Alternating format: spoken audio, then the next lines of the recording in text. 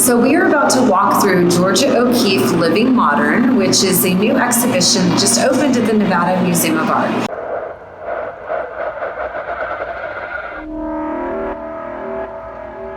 The Nevada Museum of Art is the only venue in the Western United States, so west of Kansas City, that will be hosting this exhibition. And it's really quite extraordinary, as you will see when we move through the show. So it moves kind of chronologically in that it starts with sort of her early life and early years, a section that's called Beginnings.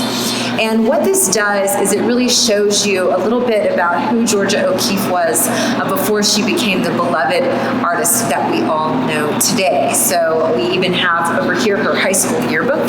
So you can see how she was in high school and what people said about her. I love this quote. Here it says, Georgia O'Keeffe is a girl who would be different in habit, style, and dress, a girl who doesn't give a cent for men and boys even less.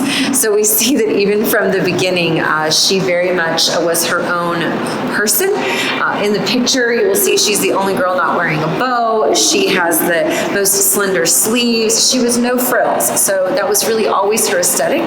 She was always her own person, defining her own path. And that is the reasons her art and her life are so remarkable. So what this exhibition does is it pairs for the first time her clothing, her artwork, and then many, many photographs that were taken of her. And what this really does is show what the curator of this exhibition, Wanda Korn, calls a universal aesthetic.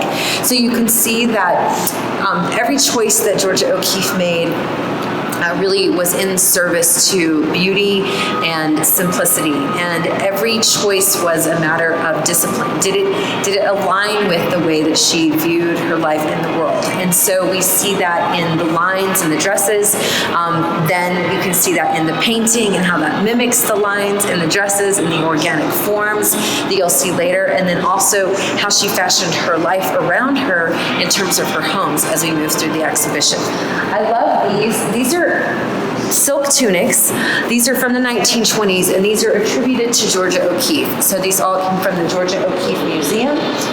These are dresses that Georgia O'Keeffe made herself. When she was a young artist, she sewed her own clothing. Later, you'll see that she would hire seamstresses or designers as she became had more means, if you will. But what's extraordinary is you see how talented of a seamstress that she was. These pin tuck lines in these tunics here were all done by hand, so there's no machine stitching on any of these. And they're simply extraordinary works of art on their own. They show really a lot of talent, and they also show the style and the fashion for simplicity and these certain forms that you'll see repeated over and over. The simple tie around the neck, simple sleeves, the pin tucks, so very elegant, beautiful, but minimal designs. And you'll see that repeated later as she would have people sew her work for her. I neglected to mention the dress in the beginning. It's a Pucci dress, which you know anything about designers, that's pretty awesome. Before Pucci was really a thing. So here then we start to see her early life in New York. So Georgia O'Keeffe became a working artist. She was teaching art in West Texas, and it was at that time that Alfred Stieglitz became aware of Georgia O'Keeffe's work. Alfred Stieglitz was a pretty renowned gallerist. He's also someone that we can really call the godfather of modern photography. Alfred Stieglitz was a very prolific photographer, and he really helped to define photography as an art form. He started a publication called Camera Work, and he really, in many ways, is responsible for a lot of the reasons why photography is an accepted and beloved art form today. But he was also a promoter of artists and a seller of artwork, and he fell in love with Georgia O'Keeffe's work. He invited her to come to New York for a sabbatical. They ended up falling in love and getting married. And she would spend the next 20 some odd years married to Alfred Stieglitz. And Alfred Stieglitz, again, he was a photographer, and Georgia O'Keeffe became his primary photographic subject for many, many years. He took we have more than about 360, not in this show, but in general, in total, there are about 360 plus portraits of Georgia O'Keeffe that Alfred Stieglitz took across her lifetime. He liked to do what he calls a continuous portrait, so really showing an artist, in this case an artist, but a subject matter over time and across space. He very much had a vocabulary of the way that he presented her. But what's interesting that you'll see from some of these early portraits is that Georgia O'Keeffe, before she was known as a painter, really had fame as a model, sitting for photographers because of Stieglitz. And Stieglitz would use his portraits of Georgia O'Keeffe to promote then her artwork, which he sold in the gallery. They would remain married until he died, and they had a deep, deep respect and appreciation for one another as creative individuals, which you will see as this show also unveils as we move through it. So New York, Stieglitz, here's a portrait of Stieglitz and O'Keeffe together. You will see this is the year that he died, actually, 1946. So these are later images. You'll see early to later.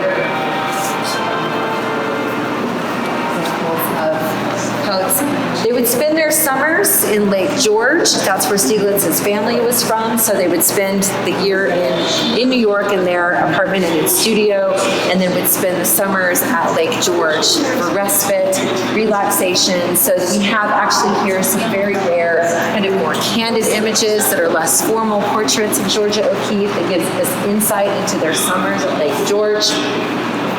She really appreciated the beauty and the nature there.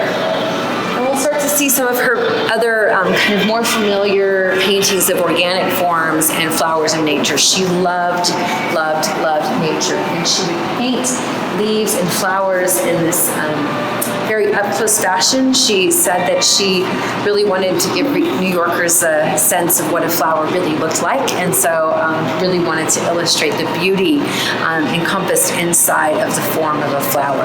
What's extraordinary about this section is you can really see, you have paintings of the leaves, and then you can see those organic forms mimicked in the blouses that she has designed here, and then also in the shoes that she then purchased that look like veins of leaves themselves in those shoes. So again, every decision, fashion, art, and otherwise, was in service to her aesthetic. She was extremely disciplined in this regard. Paintings. There are about 24 paintings of Georgia O'Keeffe from Georgia O'Keeffe in this exhibition, and numerous portraits, some ephemera and objects from her hand, and numerous dresses and capes and kimonos as well. So we have here some periods: Lake George, New York. Over here, this is the painting that Georgia O'Keeffe did right before she left New York permanently and went to Santa Fe. So she moved to Santa Fe after Stieglitz died. She began to summer in Santa Fe many years before that. She stopped going to Lake George in the summer, and she would go to Santa Fe. Stieglitz never went with her to Santa Fe. That was her place of respite where she would go on her own. She really fell in love with the beauty of the desert and the freedom that it offered her there. This painting you can see here of the Brooklyn Bridge, the last New York painting that Georgia O'Keeffe does, almost like two beings, almost looking a little bit like two angel wings as they're kind of moving on. Stieglitz to his afterlife and her to the blue skies of New Mexico. And so that's the section that we enter into next. Georgia O'Keeffe's life in New Mexico, which for the contemporary world is where we really think of her. She's a woman that we very much associate with the desert, and that's because she lived a very long life. She was, almost 100 whenever she died, and so when she moved to New Mexico and really had her life as an artist and a beloved figure there, she gained a whole new generation of followers and appreciators who really helped her to be canonized in pop culture and then in American art history as well. So we have many New Mexico paintings. We start to see a move away from Stieglitz photographing her and to other photographers. Stieglitz, after 1938, was no longer able to really operate his camera, so he took no more photos of her after 1938. The first photographer that we see here that kind of had Stieglitz's blessing, but also one who came and spent time with Georgia O'Keeffe in New Mexico, is Ansel Adams. So Ansel Adams and Georgia O'Keeffe became very close friends, and he photographed her many times there. So we have some works here from Ansel Adams. We start to see other portraits from people like Tony Vaccaro and Todd Webb. Georgia O'Keeffe is one of the most photographed women of the 20th century, and I think it's what's remarkable about the way this exhibition presents is that it helps us understand why she is still so famous today, because she was very much in control of her person and her image and how she presented that to the world. You will see that again in the choices that she made and how it got related to her art, whether she very much determined how she would be presented, how she would dress for the camera, how she would sit for the photographers, the way that she would present her work to the world.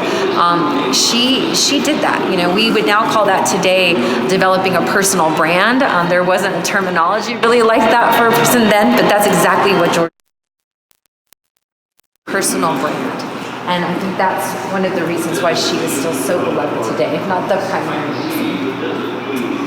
Her painting life was prolific in New Mexico, of course. So we see more of that here. There is a documentary also playing in the middle of the gallery that you can see about her life in New Mexico.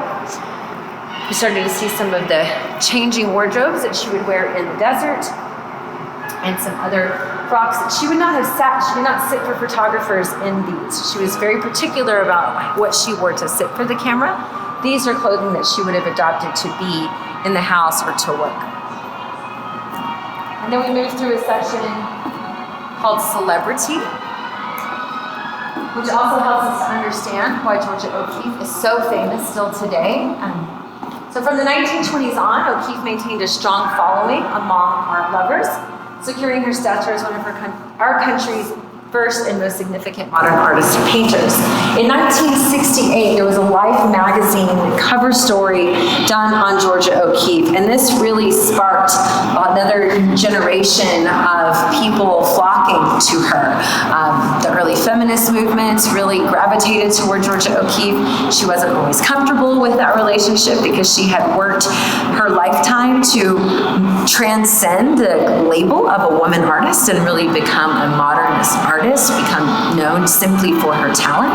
So she didn't really want to be put into a box again, but yet there was that association, and then also with the counterculture, because she was living in the desert, off-grid, minimalist lifestyle. So she really became beloved and gained a whole new celebrity. So this room is filled with many of the pieces, the items of clothing that she wore to sit for these very famous photographers. And then also one thing I really want to point out, which is beautiful, you will see she wasn't much on accessorizing, so it was really just, she didn't like too much going on. She kept it very simple, but she had one pin that the artist Alexander Calder made for her, and you will see this in many, many, many portraits of her. She wore it frequently, and she also had it cast in silver. So she had a bronze and a silver, and you will see that she wore them almost all the time in various portraits. Finally, as we move through the final sections, you will see the East Asian influence into Georgia O'Keeffe's life. She traveled extensively in Japan, and she really loved that, the influence of that culture. And you can see it here in her abstracted sculptures, but also in the kimonos that are in the exhibition, and in some of the abstracted paintings, the calligraphy work that she was really good at. She adapted the kimono to her own style as well, would slim down the sleeves, and but definitely adopted the buttons and the high collar of the Asian dress. And then there are kimonos here which she owned, probably would have worn those at home almost like loungewear. But again, you will continue to see, her places, her Ghost Ranch home and then her Abbey Q home in New Mexico, both which you can visit today, have also become very renowned in the architectural community because again, so many say that her final home in Abbey Q was her greatest lasting achievement as an artist, her final achievement, because her home is so extraordinary. And again, it really illustrates this kind of finale of this universal minimalist aesthetic based on beauty that she made through her life and through her art. And so you'll see portraits, photographs of her home, and then Georgia O'Keeffe sitting in various places. Many more portraits of her, famous photographers, famous artists, including Andy Warhol, who came to see her and photographed her and then made apparently he sought after O'Keeffe in the 70s and early 80s, and he met her first at Ghost Ranch and then in New York. And so you have an Andy Warhol O'Keeffe here. I really can't say enough about how extraordinary this exhibition is and how rare it is to get such an in-depth, intimate look into the life of an artist. And the curator of this exhibition, her name is Wanda Korn, she really has spent a lifetime researching Georgia O'Keeffe as well as many other modernist artists. But she interviewed Georgia O'Keeffe in the 80s. She has spoken to many of the seamstresses who worked on these clothes, as well as many of the photographers. So it really doesn't get any better than that when you have that kind of firsthand knowledge, and you will feel it when you're inside this exhibition. Georgia O'Keeffe Living Modern will be on view through October 20th.